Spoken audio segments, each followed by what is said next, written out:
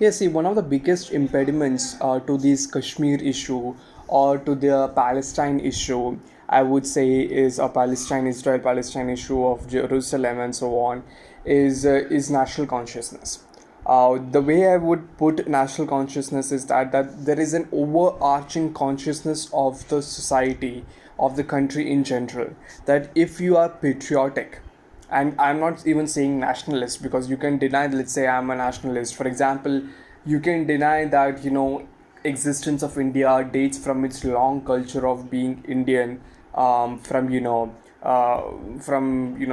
years, thousands of years, and so on and so forth. You could just deny that, and you could say, okay, for me, existence of the country that I belong to is coming from 1947 and 1947 onwards. So it's not exactly related with nation. It's definitely related with the state you are presently living in, and it's definitely related with the political state. But there is a political state consciousness. If that's the better word, then let it be. Political state consciousness that is present, both in India as well as in Pakistan, in Israel as well as in Palestine. That people do not want to have this political state consciousness going away. I mean, a classic example. So, for example, take the example of Kashmir. A classic example of this would be two minorities, both in Pakistan as well as in India, who are hated at both places. So, for example, look at in India, Christians, condition is much better than what is in Pakistan, but they are called as rise back converts, and they're called as other stuffs. And after, let's say, Muslims, Christians would come in next category of hatred for, let's say, right wing Hindus.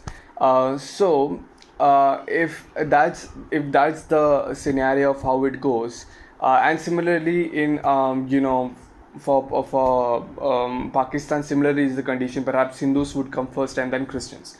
Both the ways, Christians are at the at the level of hatred and minority and second class citizen, or whatever one may call, if one wants to look at it that way.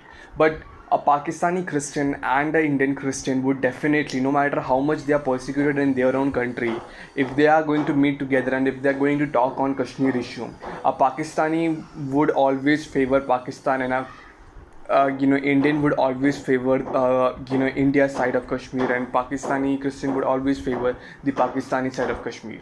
And that's because he has been brought up with this state consciousness, political state consciousness, that yes, this is what it is. And Kashmir was like, I have my own reasons for justifying why Kashmir should be a part of India. A Pakistani Christian would have its own reasons why Kashmir should be a part of Pakistan. And this would continue, and we perhaps would be ready to even kill each other in a war.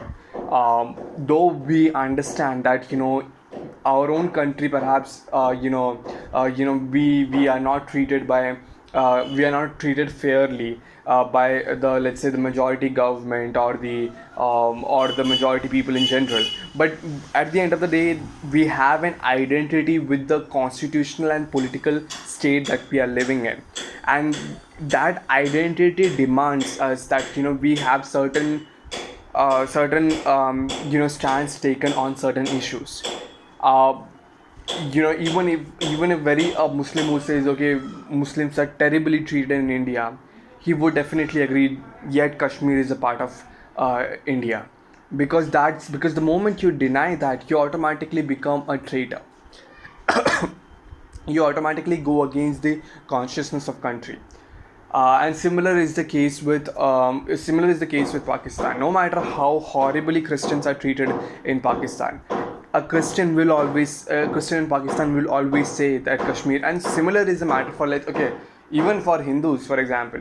If you look at Hindus in Parliament of Pakistan, there are few Hindus in Parliament of Pakistan. They are, they vouch for Kashmir as just like Muslims in Pakistan, even though they are minority affairs ministers and so on and so forth.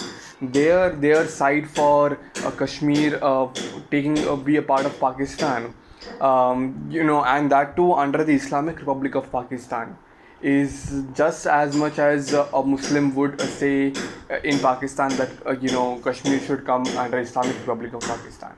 So that is a national consciousness which, if you deny that, or political state consciousness, if you deny that, you automatically become a traitor, not only by law, but even if there is no law, you definitely become by the community or the larger community or the national community in general, you would be like a traitor.